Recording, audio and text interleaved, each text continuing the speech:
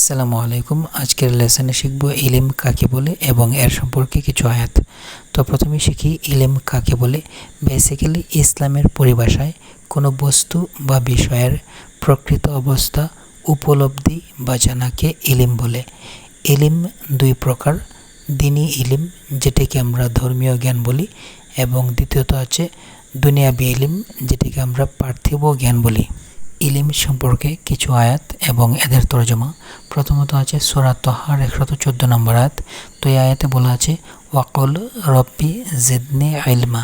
এর অর্থ হলো, বলো হে আমার প্রতিপালক, আমার জ্ঞান বৃদ্ধি করো। এরপর আছে সূরা জুমারের 9 নম্বর আয়াত।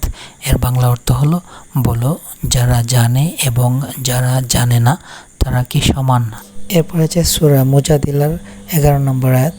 এখানে বলা আছে যাদেরকে জ্ঞান দান করা হয়েছে আল্লাহ তাআলা তাদেরকে বহু মর্যাদায় উন্নত করবেন।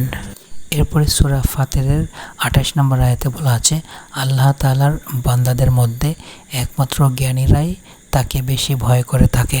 এরপরে সূরা আলাকে বলা আছে ইকরা বিসমি রব্বিকাল্লাযী খালাক। এর বাংলা হলো, পড়ো তোমার প্রভুর নামে যিনি তোমাকে সৃষ্টি করেছেন। আল্লাহ পাক আমাদের সবাইকে সহিহ ইলম দান করুক, আমিন।